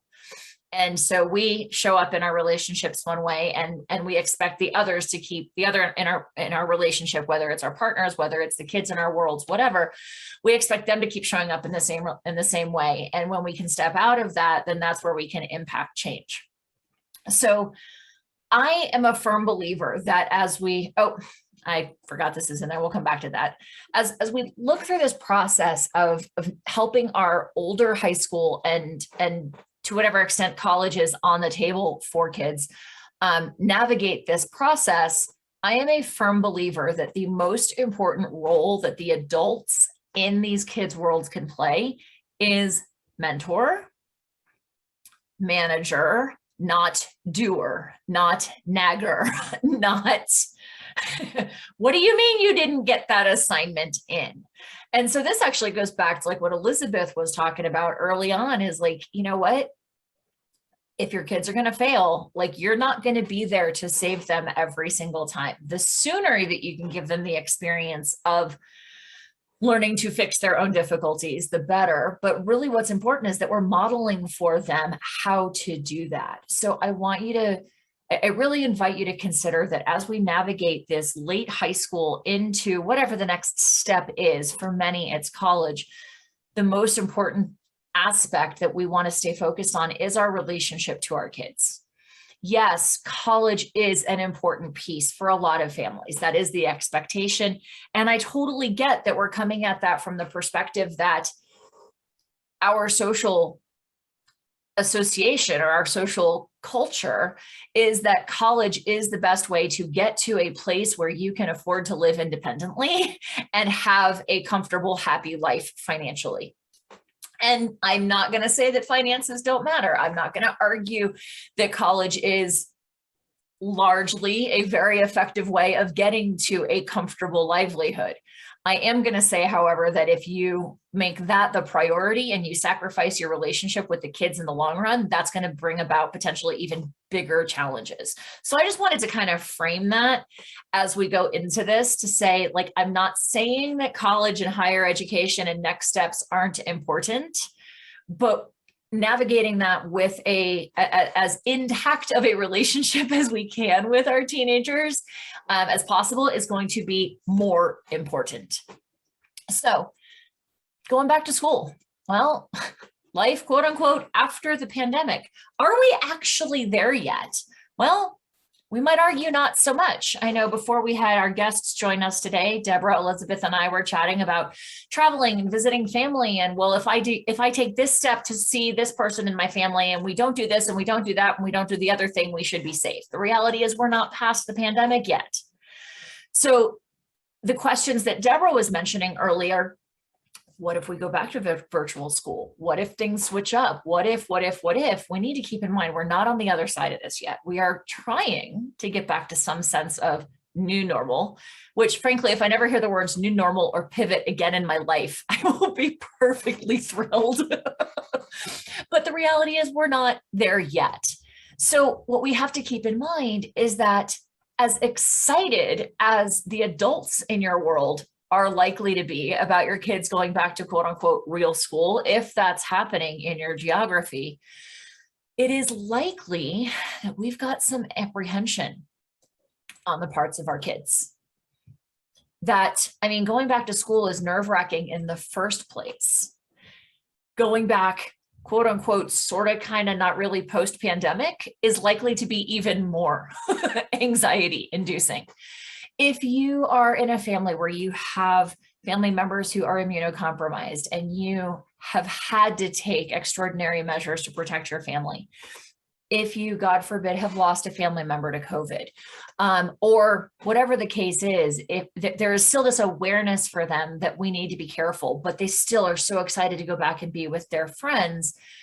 One of the most important things we need to do along this path is just keep open conversations. So we're going to come back to that in a second. If you're a family, however, where maybe you haven't had to take or haven't been able to take those same kinds of precautions, maybe you have a family you've got first responders in your family, or maybe your family is just super healthy and you haven't been overly concerned about it. One of the things I do want you to consider is, how are your kids impacted by the energy of folks around them? I hadn't even considered this until last week. One of my networking organizations went back to in-person meetings for the first time last week. We've been virtual for 1.5 years at this point. I'm an introvert. I like this. I've been teaching online for 11 years. So shifting to an online world, I was like, please come to the dark side, come to my world. I've loved it. I haven't had to commute anywhere. And then all of a sudden, I had to go back in person with 40 other people in a room who were all talking at way higher volumes than I've become accustomed to. And I was literally sitting in my chair, kind of feeling like this, like, oh crap, like the energy around me. And again, I'm an introvert. I'm very empathic. I am very sensitive to the energies around me. I literally had to almost run from the room at the end by the time I got done with it. So if you have a kiddo who is like that, who you know doesn't do well with loud volume, doesn't do well with a lot of hubbub around them, this is going to bring up other stuff for them. So we're going to talk about some of that, but be aware that it's not just the normal going back to school. It's all this other stuff that goes into it as well. And certainly this is not only applicable for our rising juniors and seniors, but certainly also with our younger kids as well, especially the middle schoolers who don't necessarily know that they're introverts or extroverts or how they're impacted by energy around them or anything. But one of the most important things I want you to remember is this. You will find I'm a huge Maya Angelou fan. Like if I could, sit down and have dinner with any amazing human being, dead or alive, it would be Maya Angelou. And I would just want to do the Vulcan mind meld to take everything that she knew and dump it in my head. We talk about this a lot in education, in sales, and I think sometimes we forget about it when we're dealing with those who are closest to us. And part of the reason that I bring this up is, we said I had a less than fantastic relationship with my mom. The feeling that I had with my mom that I was never good enough. Nothing I ever did was enough. I graduated 7th in my class in high school. And you know what my mom said to me? Well, that's good, but why weren't you first? Now, I know that came from a space of her belief that I could do anything that I wanted. But the way I received it was that I wasn't good enough. And that was just an example of why I believe that our relationships with the teens in our worlds, the relationship is so much more important.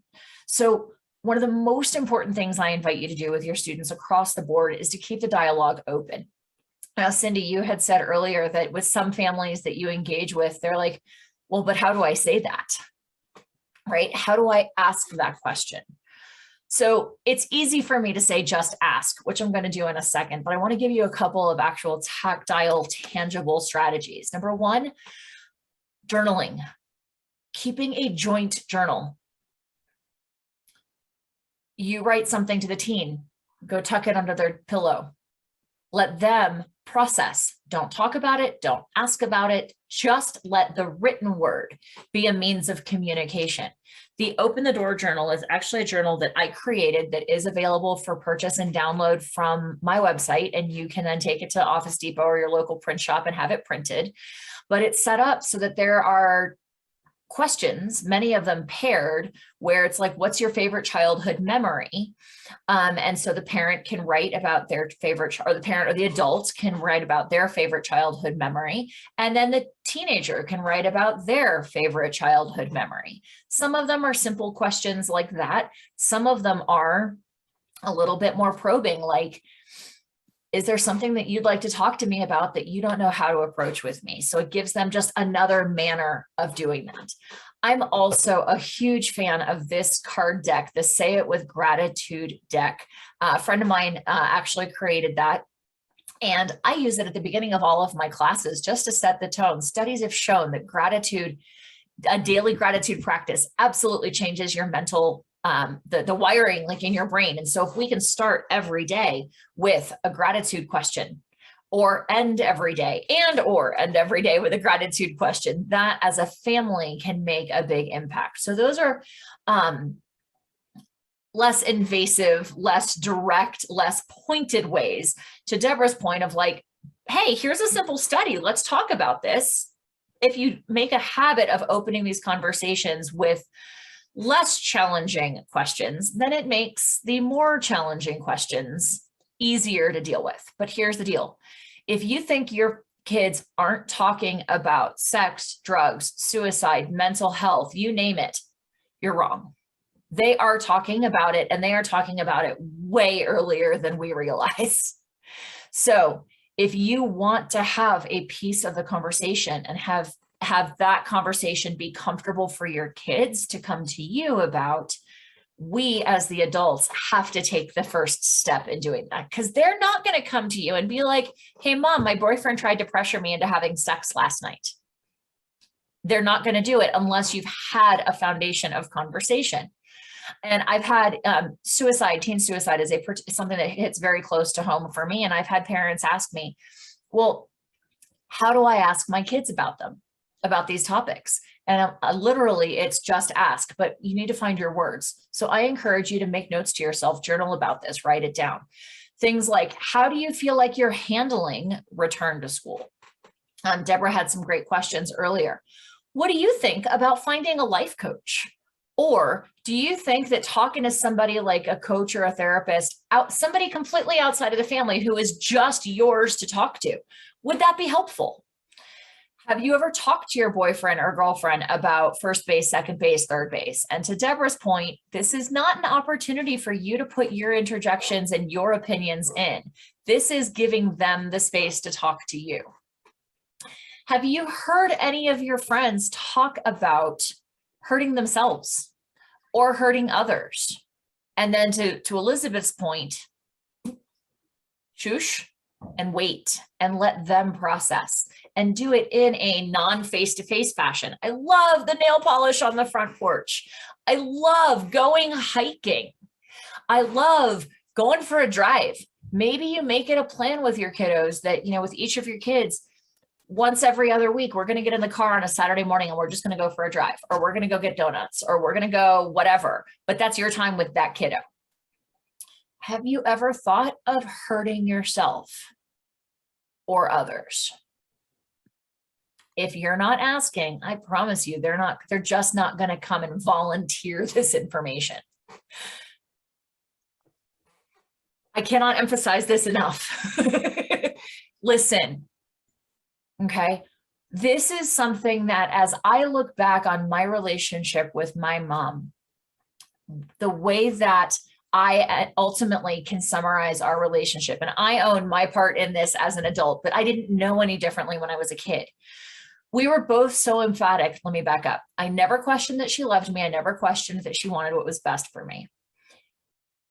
It was simply a disconnect that what she believed was best for me and what I believed what was best for me didn't always match. And we ended up spending so much time trying to prove to each other that we were right, that somewhere along the line, the ability to be kind fell off the table as an option. And like I said, I'll own that. But I never felt like my mom was the safe place that I could go to talk about these types of things. And I really would have liked that. And it was all about grades for me. And so again, I invite you to like ask questions and listen. One of the best questions that you can ask is like when your kids actually do open up to you or when they come home and they're frustrated, ask them, do you need an ear or do you need an answer? Do you need an ear or do you need an answer? Because I'm a believer, like I said, I'm an empath, I'm a life coach. I believe that we each have the answers within us, but sometimes we need somebody else literally as a sounding board. Just to like, what does a board do? You throw the ball at it, it bounces back. You throw the ball back at it, it bounces back. So ways that you can, or phrases that you can use to continue the conversation or to keep the kids digging within themselves. Tell me more. Or, oh, really? That's interesting. I hadn't thought about it that way. Or, do you mean to say, and then summarize your understanding? Or, am I understanding this correctly? And summarize it. Or, okay, hang on a second. Let me make sure that I'm understanding what you're trying to say. Because sometimes it takes them 2 or 3 or 4 times. It takes us 2 or 3 or 4 times to actually say it the way that we mean it. And by modeling this process, it's giving them the opportunity. I mean, our first drafts are never good or are never great. They're never the finished product. That's why we write, like we rewrite and we edit, but we don't do that with our verbs or with our verbalization rather. So the more that we model and we give them the space to do that, the better they will become at actually pausing and thinking their thoughts through and articulating what they really mean the first time out of the gate. Or maybe the second or third instead of the 5th or the 6th. So ask the question. I love Deborah's idea of, hey, I've got a question for you. I'd like about 10 minutes of your time. When can you give me that time? Can you give it to me now? Do you need a brain break right now? Or I'm going to be flexible after dinner between 6 and 7. Would that work better for you? And that way you're inviting them to gift you their time. And it's showing a respect of their time, just like you expected them to respect yours.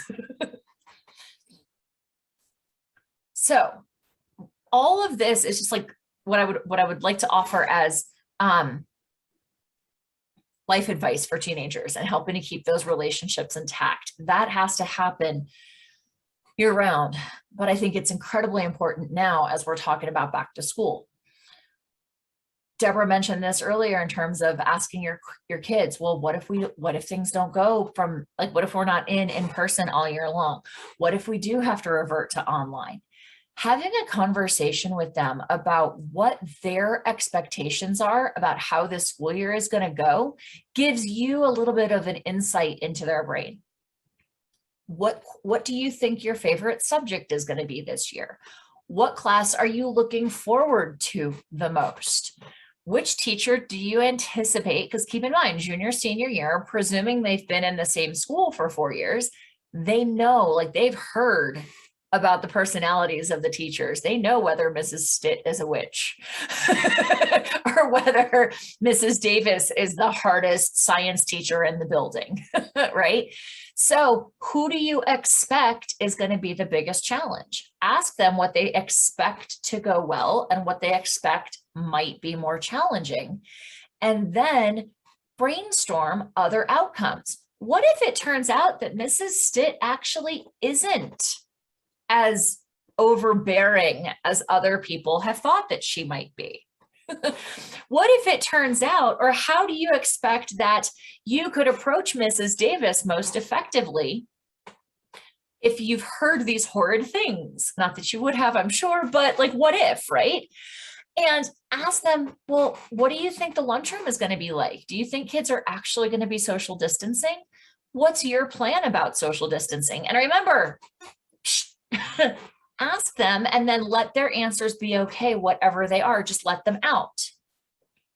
One of the biggest challenges we all faced in this last year and a half has been this concept of like, we're not in control, folks. There is this little microbe thing that we can't even see that has taken over control of our lives. And it is terrifying, particularly because we can't even see it, right? And so if we as adults with fully formed brains, as Deborah mentioned, if we're feeling out of control, your kids are feeling out of control. So as we're navigating these conversations about expectations, what do you think it's going to be like in, walking the halls? What's the lunchroom going to look like? Are kids going to be allowed off campus for lunch? And then asking them, what aspects of this can we maintain control in? At the end of the day, really, truly, the only thing we can control is our own response to the situation. So empowering our kids to think ahead about like, well, you can choose how to respond relative to social distancing in the classroom or in the lunchroom. How can you proactively approach that? If it's a place where we've got good weather, could you say to your friends before lunch even happens, hey, let's do a picnic outside, so that you're proposing it and you're maintaining control and able to do something proactive that gives you a sense of still doing what you believe is right. And walking through those what if situations, and how can you drive that ship? My tagline for my business is empowering parents and empowering teens. If we can empower the teens to have these forward-thinking thoughts, then they can retain more of that sense of control that they feel like they've lost. So I also really like to think about goals. First conversation I have with my test prep students. Where are you now? What colleges or grad schools are you looking at? And what grades or what test scores do you need to get there? And certainly grades are an easy place to make goals, to set goals. Do you want to be first in your class? Do you want straight A's? Do you want a 3.0? But I really invite you to consider goals beyond that. What kind of physical fitness or wellness goals do your kids have? If your students aren't athletes, especially, if they are athletes, they're already getting some kind of physical activity. But if they're not, like I was the band geek. Exercise was a 4-letter word in my household. I really, looking back at it, would have loved some kind of family activity. And so helping the kiddos set their goals, but also as a family, discussing what you would like to do as a family. When do you want to travel? Where do you want to travel now that things are opening up? What kinds of other activities can we do together? Can we go volunteer once a month? What kinds of volunteer activities are we each interested in? Do we want to go do a beach cleanup? Do we want to go pack food for the homeless? Are LGBTQ conversations important to us? Can we go to a soup kitchen that offers free food to members of the LGBTQ community? All those kinds of things. Kiddos, do they want cars? Deborah was saying at 10th grade, that's, most states 15 is when we start to allow drivers permits. If the kiddos want to purchase their own car or save to go on a trip after graduation, what kind of financial goals are we setting? So when it comes to goals, you may know this acronym, a SMART goal. This is just an acronym to help us define goals that we can work toward. You want to be specific. I want to earn $5,000 to put toward a car. So they're specific, they're measurable. What kind of car do I want? Do I want a Ford Mustang? Do I want a Chevy Camaro? Whatever, will mom and dad let me have a Mustang or a Camaro? Make sure they're attainable. If your kid says, I want to earn $100,000 as a junior, I hope they already have a business going, like a YouTube channel and a lot of subscribers. I'm not saying that it's impossible. I'm saying $100,000, if you haven't started, may not be attainable this school year, if that's the time frame we're working within. So attainable and realistic. And again, I encourage you to do this as a family unit. We want to take 4 camping trips between now and December. So let's set the days or the weekends aside so that we can do that. If you're in a situation where maybe your kiddo is an athlete and you would like to get more activity, maybe you can actually enlist your kiddo's support and be like, hey, will you help hold me accountable to getting up and going for a run every morning? Again, that's empowering them to put them in the leadership role. So speaking about accountability, again, going back to the points that we can't do this for them. If we're talking about juniors and seniors, my friends, they're theoretically going to be on their own in 2 years. If we have not yet, and we choose not to currently start modeling for them how to structure accountability, college, presuming that's where they go next, is going to present some significant challenges for them. So when it comes to accountability, I love Deborah's idea of, hey, I'm gonna check in with your teachers every 2 weeks, every 3 weeks, every month. But here's the thing, as the adult in the household, you gotta do it. If you fall off once, that accountability disappears. So even if it's a case of you need to go into your email and you need to auto set an email to go to each of your teachers, each of your kids' teachers every 2 weeks. Hey, Mrs. Stitt, this is, Clarissa checking in. I just want to see how Bobby Sue is doing. Can you let me know if there's anything I need to know about? Set it to go every 2 weeks. That way we know it's not on us necessarily even to remember, like use technology to your advantage. Okay. But then also have the conversation with your kiddos about how and how frequently you're going to check in with them personally.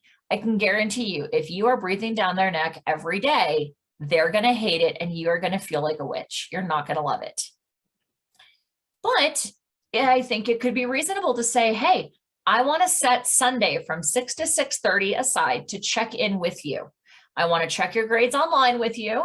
If you have an online, like I know here in Colorado, we have Naviance. That's a pretty common system. I want to check in. I want to make sure that or I want you to check in. What assignments are missing? What big assignments have been offered to you that are 3 weeks away? That's one of the big things that changes, especially later in high school, is that it's not just here's the homework for tonight. It's you have a big project due in 3 weeks. And some teachers help kids break it down. Some teachers have like mini deadlines along the way to help them learn this process, but not every teacher does. So supporting your kiddos in that big picture can be helpful. As you do this check-in, other questions you can ask. What feels overwhelming right now? What kind of help do you need? Or what kind of help do you see that your friends need? Because if they may not want to identify that they need the help, but they may be able to identify that their friends need the help. But that's kind of like almost a subversive way of identifying that they need it. Or if you could wave a magic wand that magically gave you the solution, what would the solution be? And really remember, you're the manager here. You're teaching them how to do how to incorporate these skills into their lives. So when it comes to task management and time management, Deborah already mentioned having a family calendar, which I'm a big fan of, because that way, especially if you have multiple kids, it really gives them a visual about the world does not revolve around them. How many parents I've had over the years say to me, my kid told me last night that he needed me to do XYZ for tomorrow, or needed me to drive him for XYZ. Now, if your kids are driving at this point, this makes it a little bit easier because you can be like, good luck, go figure it out. Like you've got a car, drive yourself. But when it comes to those longer types of projects, encouraging them, as Elisabeth was saying earlier, spend 15 minutes a day, or I think maybe it was Deborah. I'm getting confused. You guys gave good complimentary info. 15 minutes a day on a particular task that maybe it isn't due until Friday. One of the things that I always struggled with, and to be fair, as a business owner, I still struggle with, is estimating how long a project is going to take me. And I'm like, I've always been like, great, I can set aside 2 hours, but what if I don't finish in those 2 hours? Well, the key is setting aside those 2 hours early enough that if I do need more time, I have space to fill it in. That is a skill. We are not magically born knowing how to do that, clearly. because I still struggle with it. So giving them tools to say, hey, let's spend 15 minutes a day on each content area. And if you need more than that, then we still have room before the end of the week to fit that in. Or if you're scheduling 30 minutes a day and it turns out you only need 15, then you have 15 extra minutes to go play Minecraft or watch YouTube or have some downtime or whatever. And again, these are kinds of skills that you can start coaching your kids on younger. But man, if they don't have it by junior year, we really need to incorporate these things so that they have it when they get to college. It's really important along the way to make sure that you're praising the process, not just the end result. Like Deborah said, grades are a snapshot of here's where you are so far. Grades only tell one part of the story. And if you can look at your kiddo and go, wow, you brought your grade up from a 50% to a 75%, that is a huge gain in a short time frame. I'm really proud of the work and the effort that you put in. That not only gives them the sense of that they're good enough, but that is a key component of engendering a growth mindset in your students. If the only thing that ever gets praised is the end result, that will absolutely result in a fixed mindset. You will end up with kids who don't want to try if they don't think that they can do anything less than perfection, and they will get stuck and they will end up unhappy. So praising the process is key. If these are aspects that you don't feel overly well equipped to mentor your kids in, like I would not be overly equipped, there are folks who specialize in coaching teenagers. Certainly there are academic tutors, right? Deborah is one of them. We absolutely have academic tutors. We have life coaches. We also have folks who specialize in executive functioning to help them develop these specific kinds of skills. Now, these skills aren't only important on their individual assignments, but they're also really important with group assignments. And this, I mean, in the real world, we work in groups often. Elisabeth, Deborah, and I, we each own our own businesses, but we're working as a group here. So part of what we did was we set aside goals. What do we want to achieve? How frequently do we want to do these workshops? And when we meet, to collaborate, what are the goals of those sessions and how long are we allocating to it? I'm in a competitive singing quartet. I do this because that's the role that I fill in my quartet.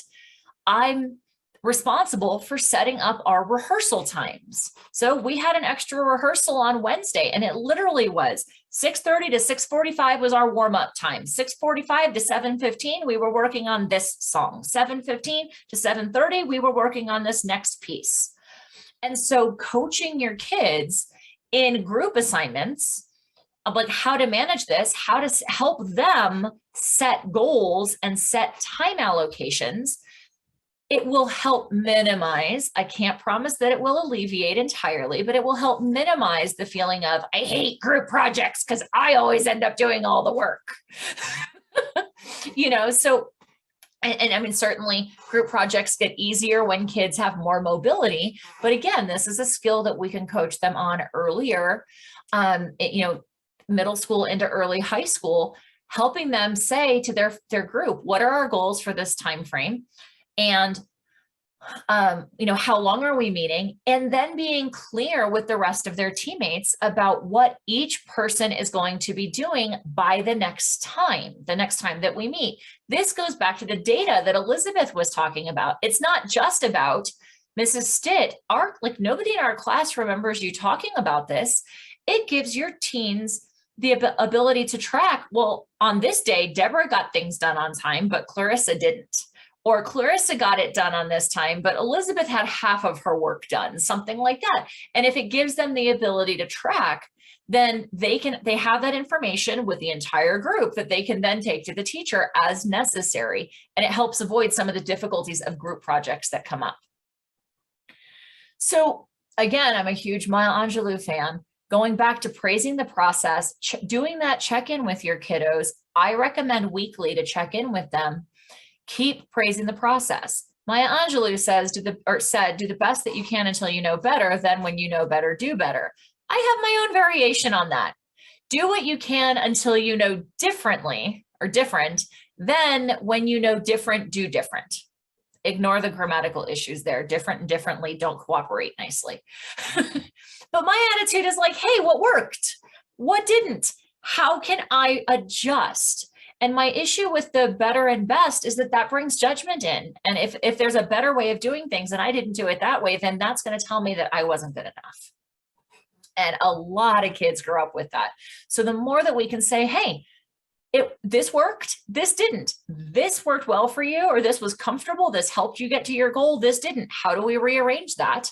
Or how do we revise that is really important. So keeping the communication open with your kiddos, helping them set goals, identifying from the beginning what your accountability check-in timeline is going to look like. And you know what? If they don't get something done, be the referee, as Deborah said. Hey, it didn't get done. What are you going to do to change that? Oh, your teacher knocks off a letter grade for every day that you're late. All right, well, you're already 2 days late, so the best you can get is a C. It is a fact. Leave it as a fact. What are you going to do about it? And you know what? If it takes them 2 more days and it ends up that they get an F on that assignment, then that's where you can circle back to the goals and say, is that activity supporting the goals that you set? And if you bring it back to the goals, it becomes very, I don't want to say business-like, but business-like, of like, you either did the job or you didn't. You're not a good person or a bad person. There is no judgment. You either got it done or you didn't, and help them reassess, reframe, get back on the horse and keep going. So if the expectation is that college is the next step for your kiddos, junior year is when things really do start kicking in. So to kind of break this down, things that are consistent, looking and exploring colleges. Certainly grades are a factor, but again, don't make them the only factor. Tests, SAT or ACT, this is an influx conversation because of the pandemic. But to the extent that the SATs and ACTs basically have 2 purposes. Number one, for admission, which many schools have gone test optional, at least temporarily because of the pandemic. But secondly, scholarships. Now I happen to know the University of California school system is not looking at any of these relative to scholarships at this point because of the pandemic. They're also moving away from SATs and ACTs because they're apparently creating their new, like their own new exam. So that hasn't been announced, like what it actually is, but that's coming. Certainly sports. If your student is looking at being recruited, double check with the NCAA guidelines as to when they can start having conversations with coaches, when they can go to camps, those kinds of things. But the sports and the extracurriculars and the fun, those are what make us human. And if we do not learn to prioritize the non-academic aspects of life for our kids, they're going to turn into workaholics who only identify themselves as by what they produce. They won't have beer league hockey like my husband plays. They won't have the chorus and the quartet that I'm in, and their mental health will suffer if they don't have these other fun things going on. The brain needs downtime. The body needs expression. We need creativity. We need these other things in our worlds. Spring of junior year, Deborah and Elisabeth were already chatting about the calendars. AP exams, if your kiddos are taking AP exams, are always the first 2 weeks of May. So when you're trying to look at the calendar and the planning process, if your kiddo is taking a couple or more than a couple AP exams, I strongly recommend that you stay away from the May and June SAT, ACT. Summer after junior year is an ideal time to visit colleges. Now, the college visits, I could do an entire workshop just on college visits. They can get very costly, not just financially, but also time-wise. At the very least, go visit campuses near you. Identify what your kiddos like about the campuses and what they don't like. Summertime before senior year is also a great time to start working on their applications, at least the fundamentals, working on their application essays, and reaching out to teachers for letters of recommendation. Going into senior year, the fall is going to be very busy with college applications. The spring is still a great time to visit colleges because that's also when their college acceptances are going to start coming in. And so it's a great time to go stay a night on campus, see how it feels, see if this is really where you want to be. And then certainly graduation, if you do have any intentions of celebrating and doing a big party, plan early because caterers and canvas tents get booked up and get sold out. So plan ahead. And then certainly the summer going into college, encouraging them to have as much fun as they can and just be kids. It's really the last quote unquote summer that they're going to have, unless they choose to go into education. And even at that, they may not still have summers. Also, other things to consider just that aren't necessarily time bound, continue teaching your kids about finances, especially if they have a part-time job. Get them saving, get them working with a financial advisor. I talked about this more in our last workshop. Summer community college classes are also a great way to keep kids engaged. They can earn college credit if they so choose, and that can lighten their load when they get to college, if that's the way that they choose to go. And travel. If your kids are like, hey, I may want to take a year off, doing a year in the Peace Corps could be really cool. For some kids, the military is a great fit because they're just not ready to go to college straight away. Volunteering, I've already mentioned, this is something that is big and important for me to do. I try to do as much of this as I can, whether it's I'm donating financially or I'm getting out and being involved in my community. And those are the big pictures that I have for your juniors and seniors that are both time bound and more philosophical. I hope that it helps a bit to, perhaps reconfigure your perspective of the role that you play in the lives of the kiddos in your world. I do have a podcast if you're interested. We just launched it. And Deborah, we still need to chat. I haven't done any new interviews since I launched because life's been a little busy with test prep this summer. But if you'd like more information, certainly I actually have interviewed Elisabeth. We've gotten that in there. She's coming up. Parent Tween University is a parent education platform that I've got. But if you've liked your time with us, we certainly would love to have you join us again. These are some offers that we had from last time. I presume they're still on the table. I didn't confirm, but they're on the recording from last time, so they're still out there. And like I said, if you are interested in joining us for our first quarter check-in, where we're going to take what we've talked about today and build on that to, how do we adjust things for first quarter. Elisabeth, Deborah, and I are going to be back on October 23rd. You can hit that up right at parenttweenconnection.com/events. It's got all the information there. And with that, I'm going to say, hey, what questions do we have, if any? First of all, let's say thank you, Clarissa. That was a lot of information again. And Excellent. Really good to kind of know what's the end of the journey look like.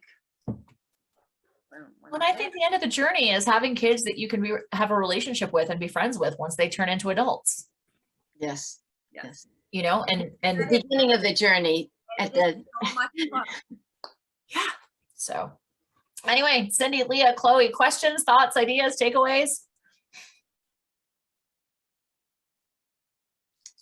I do have one little thing I wanted to add in there. You were talking about group projects, and I had mentioned earlier about learning styles. And the thing is that if you've got a bunch of kids who have different learning styles, they don't know what to do with each other. Mm-hmm. But if you take the learning style inventory with your kid and then have your kids share that with the other kids, you can identify what their strengths are. So the person who is the visual learner can be the person who does some of your researching, and the person who's a kinesthetic learner can be the one who assembles your project. So you can assign your project jobs based on what the kids' strengths are, and things will go more smoothly, which Absolutely. is great on the job training for being an adult.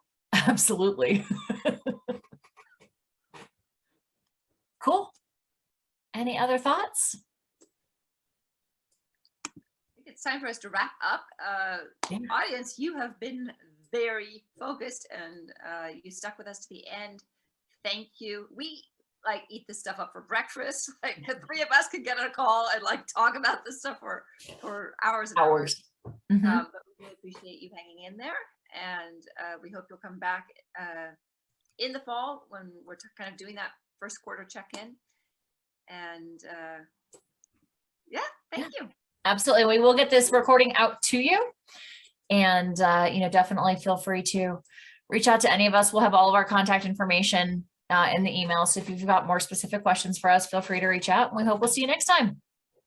Thank you for being here.